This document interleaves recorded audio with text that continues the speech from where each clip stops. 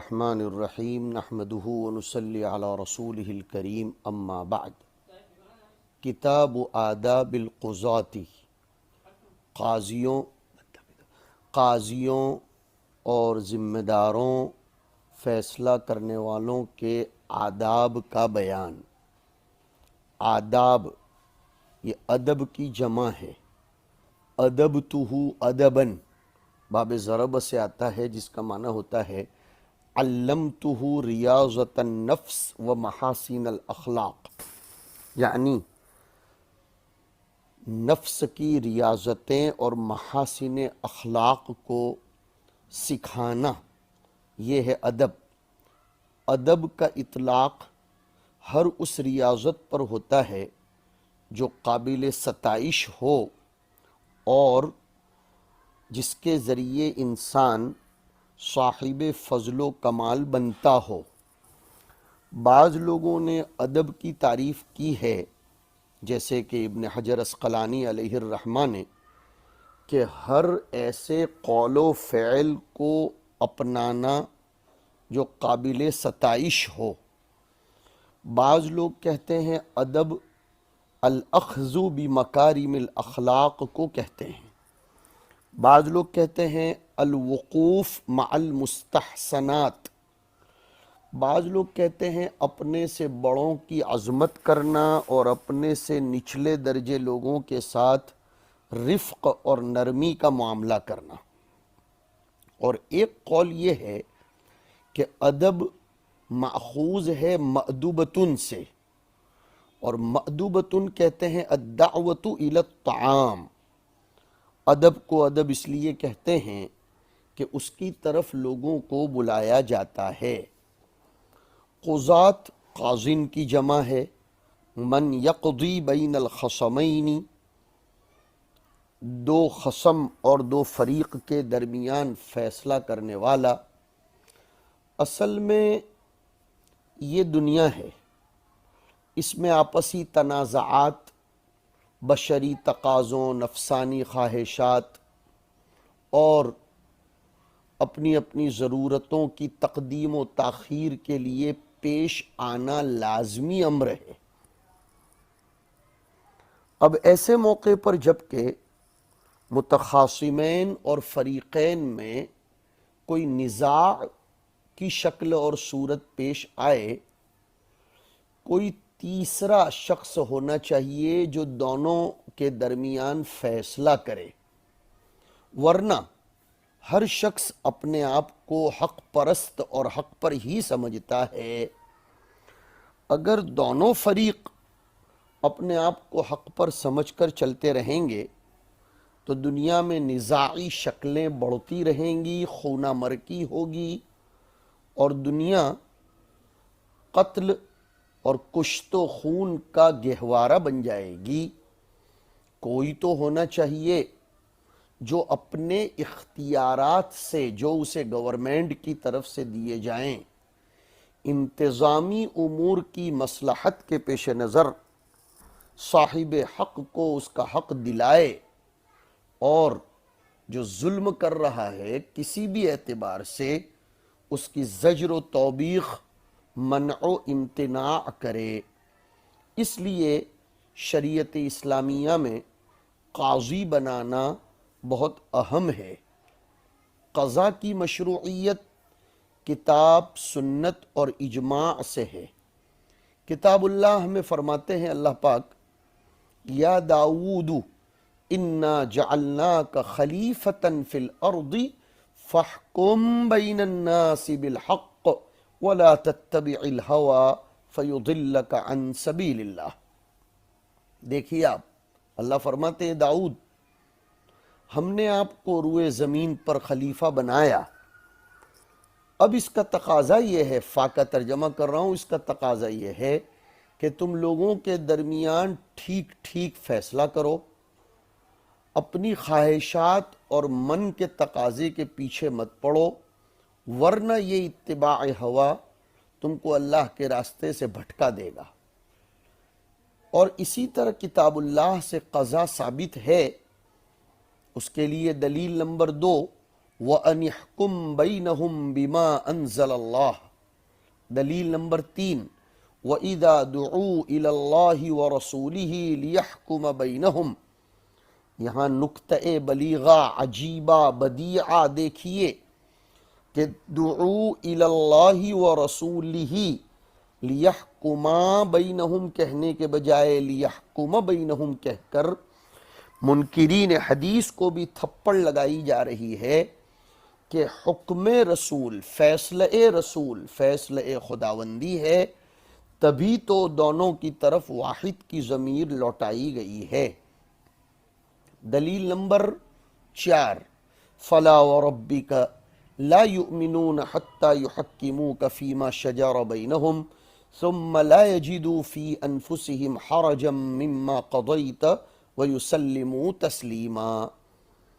اسی طریقے سے دلیل نمبر 5، وَمَن لَّمْ يَحْكُم بِمَا أَنزَلَ اللَّهُ فَأُولَٰئِكَ هُمُ الْكَافِرُونَ، کہیں آیا فَأُولَٰئِكَ هُمُ الظَّالِمُونَ، کہیں آیا فَأُولَٰئِكَ هُمُ الْفَاسِقُونَ۔ اور بھی بہت سے دلائل ہیں۔ حدیث پاک سے دلیل سنیے۔ سیدنا عمرو بن عاص رضی اللہ تعالی عنہما نبی کریم صلی اللہ علیہ وسلم کی روایت نقل کرتے ہیں کہ اذا اجتہد الحاکم فاصاب فلہ اجران واذا اجتہد فاخطأ فلہ اجر، متفق علیہ روایت ہے۔ اس کے علاوہ بھی بہت سے دلائل سنت رسول اللہ سے ثابت ہیں۔ مسلمانوں کا اس پر اجماع ہے کہ قضاء اور قاضی کو طے کرنا ضروری ہے تاکہ لوگوں کے درمیان فیصلہ کیا جا سکے۔ علامہ ابن قدامہ حنبلی علیہ الرحمہ فرماتے ہیں کہ قضاء، فیصلہ کرنا، یہ فرض کفایہ ہے۔ قاضی کا ہر بستی میں ہونا یہ فرض کفایہ ہے، اس لیے کہ لوگوں کے معاملات نصب قاضی کے بغیر درست نہیں ہو سکتے۔ اس لیے جہاد کی طرح نظام قضا کا لاگو کرنا واجب ہے، امامت کی طرح نظام قضا کا لاگو کرنا واجب ہے۔ امام احمد رحمۃ اللہ علیہ فرماتے ہیں کہ لوگوں میں حاکم کا ہونا ضروری ہے، ورنہ لوگوں کے حق تلف ہو جائیں گے، اور جو لوگ قاضی مقرر کرنے کی ذمہ داری لیتے ہوں، اس کا بیڑا اٹھاتے ہوں، نظام قضا کی محنت کرتے ہوں، ان کے لیے بہت بڑا فضل ہے کہ وہ وَتَعَاوَنُوا عَلَى الْبِرِّ وَالتَّقْوَى پر عمل کر رہے ہیں، مسلمانوں پر سے ظلمہ، ظالمین کو دور کرنے کی کوشش کرتے ہیں اور اجتماعی معاشرتی حقوق کو ادا کرتے ہیں۔ اسی لیے اللہ تعالیٰ نے باوجود یہ کہ اگر حاکم محنت کر کے فیصلہ کرنے بیٹھتا ہے اور خطا بھی کر جائے تو اس کے لیے اجر مقرر فرمایا، اور اس کے لیے خطا پر مرتب ہونے والے حکم کو ساقط کر دیا۔ قضا، نظام قضا بہت ضروری ہے، اس میں امر بالمعروف بھی ہے، نہی عن المنکر بھی ہے، مظلوم کی نصرت ہے، ظالم کو ظلم سے روکنا ہے، حق کو مستحق حق تک پہنچانا ہے، اصلاح بین الناس ہے، اور ایک کو دوسرے سے چھڑانا ہے، اور یہ سارے امور عبادت اور ثواب کے قبیل سے تعلق رکھتے ہیں۔ اسی لیے جناب نبی کریم صلی اللہ علیہ وسلم نے خود اس کی ذمہ داری لی، آپ سے پہلے انبیاء علیہم السلام نے بھی لی، وہ سب بھی فیصلہ کرتے تھے اپنی اپنی امتوں کے لیے۔ سیدنا محمد صلی اللہ علیہ وسلم نے حضرت علی کو یمن کی طرف قاضی بنا کر بھیجا، حضرت معاذ کو قاضی بنا کر بھیجا۔ ابن مسعود رضی اللہ تعالیٰ عنہ فرماتے ہیں کہ لَأَنْ أَجْلِسَ قَاضِيًا بَيْنَ اثْنَيْنِ أَحَبُّ إِلَيَّ مِنْ عِبَادَةِ 70 سَنَةً، کہ میں دو فریق کے درمیان قاضی بن کر بیٹھوں، ان کے درمیان صلح کراؤں، صاحب حق کو حق دلاؤں، ظالم کے ظلم کو ختم کروں، یہ میرے نزدیک 70 سال کی عبادت سے بہتر ہے۔ ارے بھائی، نظام جہاد کی مشروعیت کا فلسفہ بھی تو ظلم و ستم سے دنیا کو روکنا ہے۔ وَلَوْلَا دَفْعُ اللَّهِ النَّاسَ بَعْضَهُمْ بِبَعْضٍ لَفَسَدَتِ الْأَرْضِ، تو یہی مقصد اور فلسفہ شریعت نظام قضا میں پایا جاتا ہے۔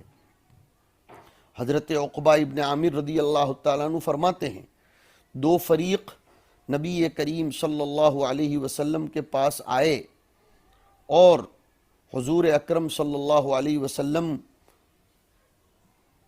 کے پاس وہ آئے، پہنچے، فرمایا اقضی بینہما، ان کے درمیان فیصلہ کرو۔ حضور نے حضرت عقبہ سے فرمایا کہ تم فیصلہ کر دو، تو میں نے عرض کیا انت اولا بذالک، آپ زیادہ حقدار ہو کہ آپ فیصلہ کریں۔ کہا اگرچہ میں حقدار ہوں لیکن میں تمہیں کہہ رہا ہوں کہ تم فیصلہ کرو۔ پتہ چل رہا ہے کہ حضور تیار کر رہے ہیں صحابہ کرام کو۔ میں نے عرض کیا میں کس بنیاد پر فیصلہ کروں؟ کہ فیصلہ کرو، اگر تم اصابت پر اور درستگی پر پہنچتے ہو تو 10 اجر ملیں گے، اور اگر خطا کرتے ہو تو کم از کم 1 اجر تو ضرور ملے گا۔ رواہ سعید فی سننہ۔ البتہ یہ منصب قضا جہاں بہت زیادہ فضیلت رکھتا ہے، وہیں یہ پابندی اور یہ نظام اور یہ ذمہ داری بہت بڑے خطرے کی بات بھی ہے۔ اگر کوئی اس میں طرفداری اور جانبداری اور تعصب اور قرابت داری اور اپنوں کی طرف میلان کر کے فیصلہ کرے تو پھر تو اس میں وزر کبیر اور خطر عظیم ہے۔ اسی لیے بہت سے سلف علیہم الرحمہ قاضی بننے سے بہت زیادہ گریز کرتے تھے، اپنے آپ پر اس کے خطرے کے باب میں خائف رہتے تھے۔ اس لیے خاقان ابن عبداللہ کہتے ہیں کہ ابو قلابہ کو بصرہ کی قضا کے لیے کہا گیا تو وہ یمامہ چلے گئے، وہاں کی قضا کے لیے کہا گیا تو وہ شام چلے گئے، وہاں کی قضا کے لیے کہا گیا تو پھر لوگوں نے یہ بھی کہا کہ یہاں آپ کے سوا کوئی نہیں ہے، تو فرمانے لگے انزل الامر علی ما قلتم فانما مثلی مثل سابح وقع فی البحر فسبح یومہ فانطلق ثم سبح اليوم الثانی فمضى ایضا۔ جب تیسرا دن ہوا تو ان کے ہاتھ میں فطور آ گیا، اور لوگ کہتے تھے کہ جتنا زیادہ قضا کو جاننے والا ہوگا وہ اتنا ہی اس سے دور بھاگے گا۔ اس کے خطرے اور اس میں ہونے والی جانبداری کے خطرے کو محسوس کرتے ہوئے ہی حضور پاک علیہ الصلاۃ والسلام نے فرمایا کہ من جعل قاضیا فقد ذبح بغیر سکین، رواہ الترمذی وقال هذا حدیث حسن، کہ جو قاضی بنایا گیا تو وہ بغیر چھری کے پریشان ہو کر گویا کہ ذبح کیا گیا۔ یہ بات الگ ہے کہ اس حدیث میں ایک قول یہ بھی ہے کہ یہ مقام مذمت برائے قضا کے لیے نہیں ہے، بلکہ مشقت کو یہاں بیان کیا گیا ہے کہ جو قضا کی ذمہ داری سنبھالے گا گویا وہ اپنے کندھوں پر مشقت اور بوجھ برداشت کرتا ہے، جیسے ذبح کا بوجھ، اور جتنا بوجھ ہوگا اس کے بقدر اجر بھی ملے گا۔ جیسا جیسا معاملہ ہو، اگر مسلمانوں کے حقوق تلف ہوتے ہوں، کوئی شخص وہاں موجود نہ ہو، تو پھر ذمہ داری قبول کر لینی چاہیے، بلکہ کبھی خود طلب کرنی چاہیے اجعلنی علی خزائن الارض انی حفیظ علیم۔ محدثین اور فقہا لکھتے ہیں کہ قضا کے اعتبار سے لوگوں کی 3 قسمیں ہیں۔ نمبر 1، جن کے لیے قاضی بننا جائز ہی نہیں ہے، وہ شخص ہے جو اس کو بحسن و خوبی ادا نہ کر پاتا ہو اور اس میں قضا کے شرائط پائے نہ جاتے ہوں۔ حدیث شریف میں آتا ہے القضاۃ ثلاثۃ، ان میں سے ایک شخص کے باب میں فرمایا رجل قضا بین الناس بجہل فہو فی النار، ظاہر سی بات ہے جو نظام قضا سے، شروط و آداب قضا سے واقف نہ ہو تو وہ انصاف نہیں کر سکے گا، وہ حق کو مستحق کے حق سے لے لے گا، نہ کہ اس کو دلائے گا، اور غیر مستحق کو دے دے گا۔ دوسری قسم قضا کے اعتبار سے لوگوں کی وہ ہے جن کے لیے قاضی بننا جائز ہے، واجب نہیں ہے، بہت بہت تو بن سکتا ہے۔ وہ لوگ ہیں جو اہل عدالت و اجتہاد میں سے ہوں اور ان جیسا اس جگہ کوئی پایا بھی جاتا ہو تو اس کے لیے جائز ہے کہ وہ قاضی بنے، اپنی حالت کے اعتبار سے، صلاحیت کے اعتبار سے، لیکن واجب نہیں ہے، اس لیے کہ دوسرے لوگ بھی موجود ہیں۔ تو اس کے لیے بہتر تو یہ ہے کہ نہ بنے، غیر مستحب ہے کہ وہ بنے، اس لیے کہ اس میں خطر اور غرر ہے، اور ترک قضا میں سلامتی ہے، اس میں تشدید اور مذمت آئی ہے۔ طریقہ سلف تو الامتناع من القضاء والتوقی من القضاء، حضرت عثمان نے ابن عمر کو قضا کی ذمہ داری دینا چاہا تھا، لیکن ابن عمر نے معذرت کر دی تھی۔ ابو عبداللہ ابن حامد کہتے ہیں کہ اگر کوئی شخص خامل ہو، لوگ اس کی طرف رجوع نہ کرتے ہوں، احکام میں غیر معروف ہو، تو پھر اس کو بنا دینا چاہیے تاکہ اس کی طرف رجوع کیا جائے اور وہ حق کو قائم کرے، مسلمان اس سے فائدہ اٹھائیں، یعنی غیر معلوم شخص ہو، غیر معروف۔ لیکن اگر کوئی مشہور ہے لوگوں میں علم کی وجہ سے، اس کی طرف لوگ علم اور فتویٰ میں رجوع کرتے ہیں، تو اس کے لیے تو بہتر ہے کہ وہ اسی علم و فتویٰ میں مشغول رہے، قضا کی طرف نہ جائے، اس لیے کہ علم، فتویٰ، تعلیم، ارشاد، وعظ و نصیحت، افتاء، اس میں نفع ہے اور غرر و خطر سے امن بھی ہے۔ تیسری قسم وہ لوگ ہیں جن کے لیے قاضی بننا واجب ہے۔ وہ کون ہے؟ جس کے اندر قضا کی صلاحیت ہو اور اس آبادی و بستی میں اس کے سوا کوئی نہ ہو، لوگوں کے مظالم بڑھتے جا رہے ہوں، لوگوں کے حقوق تلف ہو رہے ہوں، تو پھر اس کے لیے ضروری ہے کہ وہ قاضی بن جائے، اس لیے کہ وہ فرض کفایہ ہے۔ جیسے غسل میت، تکفین میت، یہ فرض کفایہ ہے، یہ ہم نے ذکر کیا۔ اسی طریقے سے یہ بھی سنیے کہ حاکم اور قاضی میں چند صفات ہونی چاہیے۔ ایک تو وہ قوی ہو لیکن بیجا تشدد نہ برتتا ہو، نرم ہو لیکن کمزور نہ ہو، وہ قوی اور مالدار کی طرف میلان نہ رکھتا ہو، طمع نہ رکھتا ہو، اور نہ ہی قوی کو امید دلاتا ہو اس کے باطل میں، اور نہ ہی ضعیف کو نا امید کرتا ہو اپنے عدل سے۔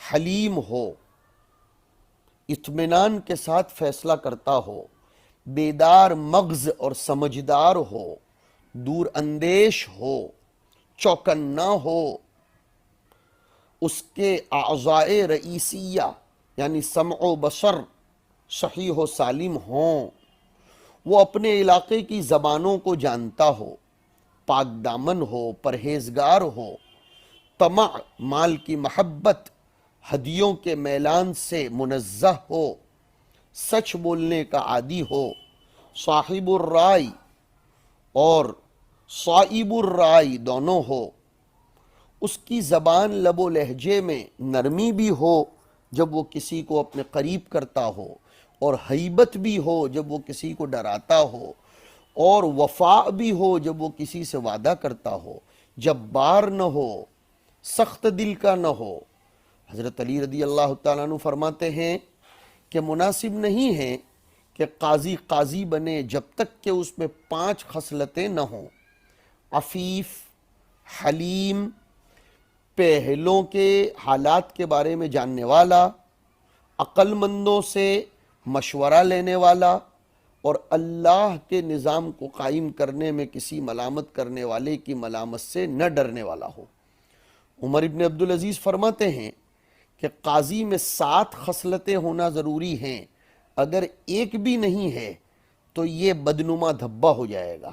عقل، فقہ، ورع، پاکیزگی، شرامت، سنن و حکم کے بارے میں وہ جاننے والا ہو، اور یہ بھی ہے کہ وہ سمجھدار ہو، حلیم ہو، عفیف ہو، ذرا سخت بھی ہو، ایک دم ایسا نرم نہ ہو کہ چھوٹی چھوٹی بات میں لوگوں کی باتوں میں آ جاتا ہو، ضعیف و مہین نہ ہو، بلکہ اپنا پاور بھی استعمال کرتا ہو۔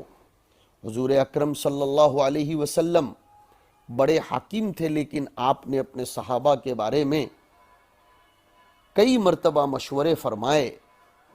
چنانچہ بدر کے قیدیوں کے باب میں حضور نے اپنے صحابہ سے مشورہ کیا، خندق کے دن کفار سے مصالحت کے باب میں بھی مشورہ کیا، بدر کے دن کفار کے ساتھ بھیڑنے میں بھی مشورہ کیا۔